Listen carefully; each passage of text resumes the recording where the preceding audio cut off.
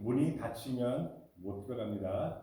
오늘은 개천절 하늘문 열린 날이에요. 자, 하늘문 열렸으니까 여러분들 눈도 열리고 귀도 열리고 마음도 열려서 그 열린 문을 통해서 오늘 하나님의 말씀이 여러분들 심령 속에 들어가길 원합니다. 오늘 본문의 말씀 너무 유명한 말씀이죠. 누구나 다 여러 번 설교 들었던 말씀이에요. 오늘 본문의 말씀은 예수님께서 마지막으로 한 대중설교예요. 마태복음 24장 마지막 때의 설교와 25장은 연결된 겁니다. 그 중에서 하이라이트가 장차 예수님이 오시는 그 장면을 예수님이 이스라엘의 결혼 풍속을 통해서 다시 오실 주님을 비유로 말씀해 주시고 계시는 것입니다. 자, 먼저 오늘 이스라엘의 결혼 풍속에 대해서 조금 알면은 본문을 이해하는데 훨씬 쉬울 것 같아요. 자, 유대인들은 결혼식 할 때 평일에 결혼식 한다면 무슨 요일에 결혼식을 많이 할까요? 무슨 요일에 결혼식을 많이 할까요? 화요일입니다. 왜 화요일에 많이 할까요? 창세기 1장에 보게 되면 하나님께서 창조하실 때 첫째 날 만드시고 보기 좋았더라, 두 번째 날 보기 좋았더라 한 번씩 얘기했는데 세 번째 날만 하나님 보시기에 보기 좋았더라를 두 번 말씀하셨어요. 그렇기 때문에 이스라엘 사람들은 이 세 번째 날, 즉 화요일이 갑절이 축복이 있는 날이라고 생각하기 때문에 이날 결혼식을 한 사람들이 많이 있다고 합니다. 그리고 이스라엘 사람들은 결혼식을 하기 전에 정혼이라는 걸 합니다. 원래 약혼이 있고 정혼이 있는데 약혼은 그렇게 중요하지 않으니까 제가 정혼에 대해서 말씀드리겠습니다. 정혼할 때 세 가지가 필요하답니다. 지참금이 필요하고요, 포도주가 필요하고 사약식이 필요합니다. 신부의 아버지에게 딸을 잘 키웠고 신부에게 신부를 주심에 감사해서 드리는 지참금이 있습니다.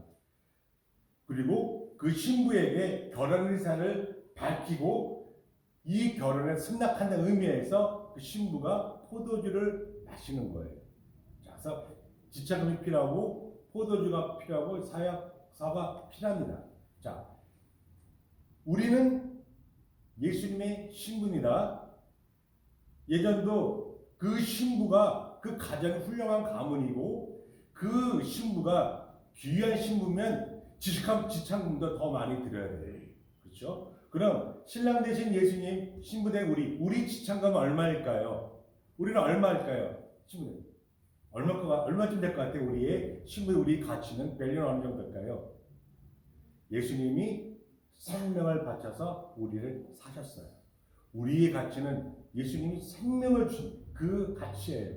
그리고 예수님과 우리의 이 관계가 형성되었다는 것을 십자가의 보혈의 피로 증거가 되는 건데, 포도주가 의미하는 것은 십자가의 보혈의 피입니다. 오늘 성찬식이 있는데 이 포도주를 마실 때 포도주는 보혈의 피를 의미하고 있다는 겁니다. 그래서 이 정원이 굉장히 중요해요. 정원이 허가된다면 이 세상 그 어떤 남자가 와도 그 여자에게 권리를 주장할 수가 없습니다. 그리고 이 신부나 신랑이 될 사람들이 불의한 일, 나쁜 일을 벌여져서 이것이 잘못되었을 경우, 깨질 경우에 이것은 파혼이 아니라 이혼에 해당되는 거예요. 파혼이 아니라 이혼이고, 그리고 정혼한 남자들은 전쟁에 나가도 전쟁이 일어나도 전쟁에 안 나갈 수 있습니다. 이것이 정혼해지는 의미고, 요셉과 마리아 성경을 기억해 보면은 이 정혼의 의미를 조금 더 알 수 있습니다. 자, 그리고 정혼이 성사된 다음에 신부는 신랑한테 물어봐요. 남자가 물어본다. 언제 다시 오십니까? 정혼을 나가서 바로 결혼식을 하는 게 아니라 정혼을 하고 나서 10개월이나 한 12개월 정도 지난 다음에 어느 날 그 신랑의 아버지가 살 집이 마련되고 준비가 됐으면 가서 신부를 데리러 오라고 얘기하면 그때서야 신랑이 신부를 데리러 오는 거예요. 그 날이 오늘 본문의 그 날입니다. 그런데 언제 옵니까는 라고 신부가 물어봤을 때 신랑은 뭐라고 대답해야 되냐면은 나는 알 수가 없습니다. 그때와 그 시는 우리 아버지만 아십니다. 아버지가 우리가 살 집이 거처가 마련되면 그때서 제가 올 겁니다. 라고 신부한테 얘기를 해줘야 돼요. 마치 요한복음 14장 3절에 가서 너희를 위해 거처가 예비되면 내가 다시 와서 너희를 내게로 영접하여 나 있는 곳에 너희도 있게 하리라. 나 있는 곳 천국으로 인도하는 것, 이 혼인잔치, 이 얘기가 오늘 이 본문의 말씀이라는 겁니다.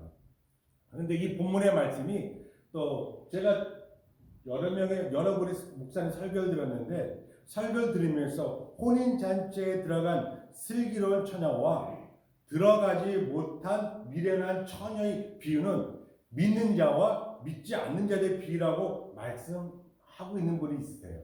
자, 하나님을 믿지 않는 천국에 못 들어가니까 당연한 거예요. 지극히 당연한 얘기를 하지 않습니다. 그러나 오늘 이 비유를 자세히 보게 되면 믿는 자와 믿지 않는 자의 그런 것을 구별하는 것이 아니라 믿는 자와 믿는 척하는 자, 이것을 구별하는 거예요.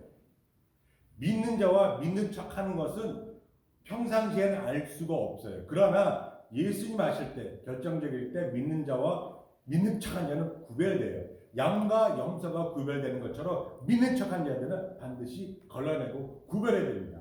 그래서 알곡과 쭉정에 구별되듯이 우리도 구별될 줄 믿습니다. 오늘 본문을 통해서 슬기로운 처녀와 미련한 처녀 다섯 명이 있는데 공통점이 있어요. 이 공통점이 있는데 첫 번째, 이들은 다 같이 신랑을 기다렸습니다. 신랑 둘 다 신랑을 기다렸다는 거예요. 이 얘기는 뭐냐? 장차 오실 예수님의 재림을 알고 기다린다는 거예요. 슬기로운 처녀나 미련한 처녀 둘 다 장차 오실 예수님의 재림을 기다리고 있다는 거예요. 두 번째, 신랑이 누군지 알고 그가 올 줄 믿고 있었습니다. 자, 믿는 척한 사람도 예수님이 누군지 어떠한 일을 하셨는지 알고 있다는 겁니다. 세 번째, 그리고 등을 가지고 있었습니다. 두 그릇 다 등을 가지고 있어요. 등은 뭘까요? 등은 뭘 의미할까요? 등은 하나님의 말씀을 의미하고 있습니다. 시편 119편 105절에 보게 되면 주의 말씀은 내 발의 등이요 내 길의 빛이니이다. 즉 말씀도 알고 있는 교회를 다니는 사람이라는 것입니다. 등을 들고 있다는 것은 말씀을 아는 사람이라는 거예요. 네 번째, 그 양의 차이는 있지만 둘 다 기름을 가지고 있다는 거예요. 한 사람은 기름을 많이 갖고 있고 준비되어 있고 한 사람은 기름을 적게 갖고 있다는 거예요. 자, 기름은 성령을 의미합니다. 성령은 없어질 수도 또한 충만해질 수도 있습니다. 사울 왕은 하나님께 범죄했을 때 그 성령을 소멸시켰어요. 그래서 사울 왕은 범죄하여 성령이 소멸되었고 자살하여서 죽을 수밖에 없었던 자예요. 다윗 왕도 밧세바 사건을 통해서 하나님께 범죄했을 때 다윗이 하나님께 간절한 기도가 있어요. 간절히 기도한 게 뭐예요? 나의 성령을 거두지 말아 주시옵소서. 성령을 거두지 말라고, 성령을 뺏어 가지 말라고 간절히 기도했던 다윗을 볼 수 있습니다. 이처럼 성령은 없어질 수도 있고요, 가득 찰 수도 있습니다. 우리는 이것을 성령 세례, 성령 충만이라고 말하고 있습니다. 그러나 이 10명은 모두 어떻게 해요? 예수님이 오셨을 때, 신랑이 오셨을 때 어떻게 했어요? 5명은 깨있고 5명은 졸은 게 아니라 10명 다 졸고 있었어요. 언제 올지 알 수 없기 때문에 우리 모두 졸 수밖에 없습니다. 그러나 졸더라도, 졸은 건 오케이. 졸더라도 반드시 준비해야 될 것은 기름이라는 거예요.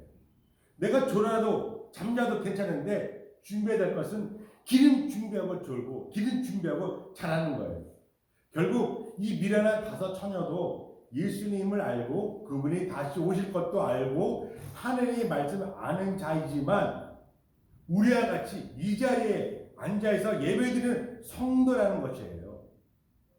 위의 공통점들을 보게 되면 평상시에는 믿는 자와 믿는 척하는 자의 차이점이 구별할 수가 없어요. 선한 목자와 사꾼 목자는 언제 구별해요? 똑같이 목자예요. 똑같은 시간에 양들을 풀고 똑같은 시간에 양들 먹여주고 집에 데리고 올 수 있는 것은 똑같은 목자예요. 선한 목자인지 사꾼 목자 구별할 수가 없어요. 구별하는 건 언제예요? 일이 나올 때, 사자가 나올 때예요. 그때 반응을 보게 되면 알 수 있어요. 사꾼은 어떻게 돼요? 내가 살아야 되기 때문에 양을 버리고 도망가느냐? 사꾼, 양을 위해서 목숨 걸고 이리와 싸우는 자, 이 사람이 선한 목자라는 거예요. 그전에는 알 수가 없지만 이 어려운 일이 벌어지고 나면 선한 목자인지 사꾼 목자인지 구별할 수 있었던 것처럼 우리가 믿는 자인지 믿는 착한 자인지는 우리가 알 수가 없어요. 눈으로 구별할 수 없고 저도 마찬가지예요. 저도 제 자신 하나님을 믿는다고 열심히 하고 있지만 저도 어쩌면 믿는 척하고 있는 사람일 수도 있다라는 거예요.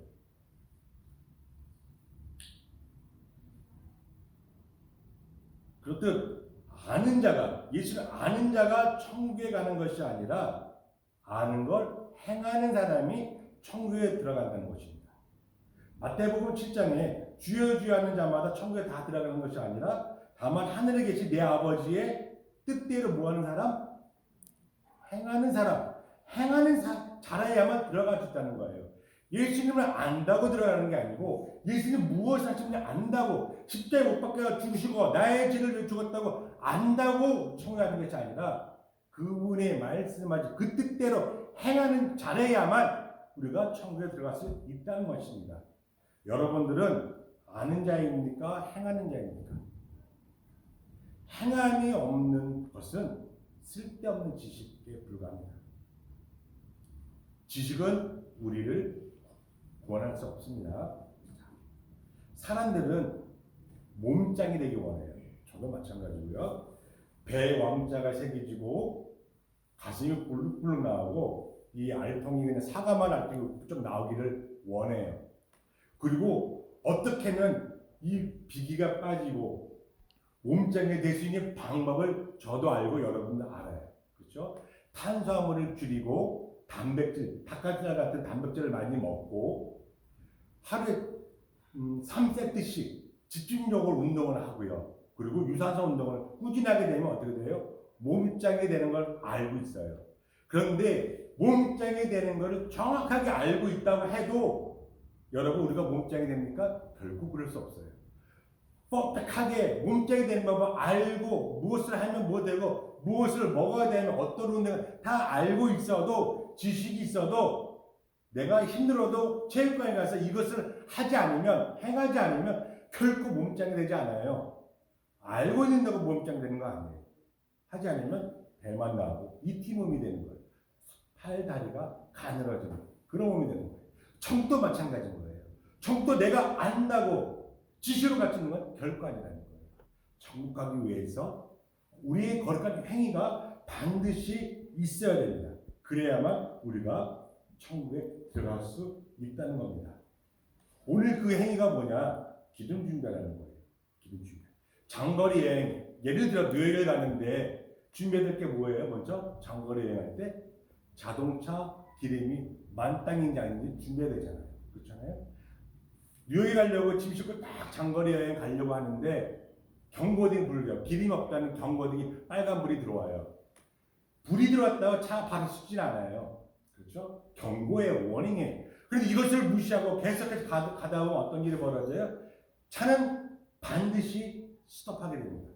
차는 반드시 서요. 그럼 어떻게 돼요? 그 차를 등에 업고 갑니까? 그럴 수 없지요. 목적지까지 갈 수가 없어요.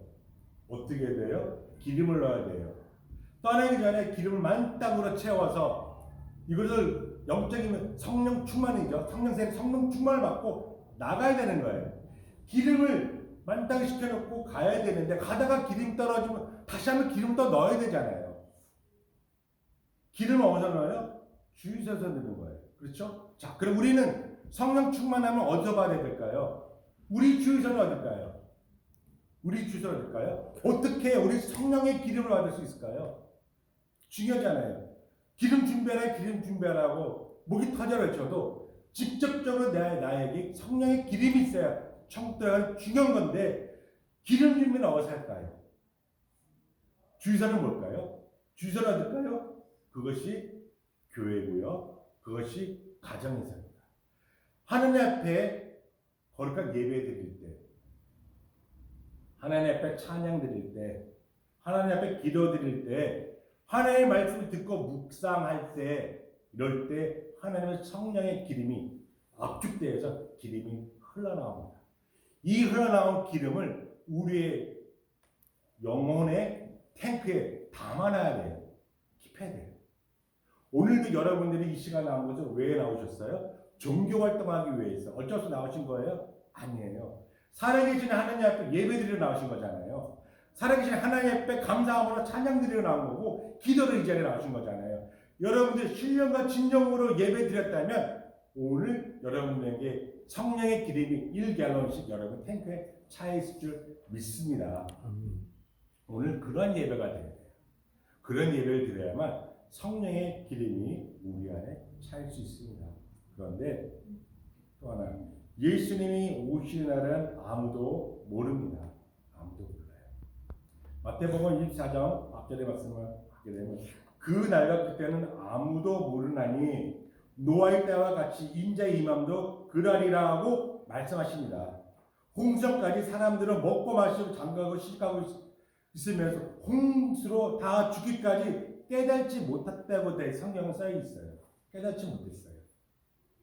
노아가 120년 동안 배를 만들면서 하나님 심판이 있을 거다 얘기를 하고 반드시 홍수올 거다 얘기했지만 그 말을 듣지 않냐고 먹고 마시면서 망탕을 살았던 그 사람들 비가 내려요. 일주일 동안 비가 내려도 그 사람들 먹고 마시면서 살았어요. 하지만 이 배 방주의 문이 닫혔을 때는 한번 닫힌 방주의 문은 결코 열리지 않습니다. 아무리 목이 터져라 외쳐도 문은 열리지 않아요. 손목이 부러지도 문을 두들겨도 한번 닫힌 방주의 문은 결코 열리지 않습니다. 오늘 기름 준비 못한 이 미련한 처녀가 기름 준비라고 주님 문을 열어주세요 했을 때 주님 하신 말씀이 뭐예요? 나는 내가 누군지 모르겠다예요. 모르겠다. 얼마나 낭패예요. 에이씨, 다음번엔 잘해야지. 그럼 될까요? 천국문은 한번 닫히면 다시는 열리지 않습니다. 다시는 열리지 않아요. 그래도 감사한 것은 아직 하늘 문이 열려 있습니다. 노아의 방주문은 닫혔고 혼인잔치에 못 들어간 슬기로운 미련한 처녀의 문은 닫혀 있을지라도 아직 기회는 있습니다. 아직 하늘 문이 열려 있습니다. 이 열린 하늘 문을 우리들은 기름 준비를 해야 돼요.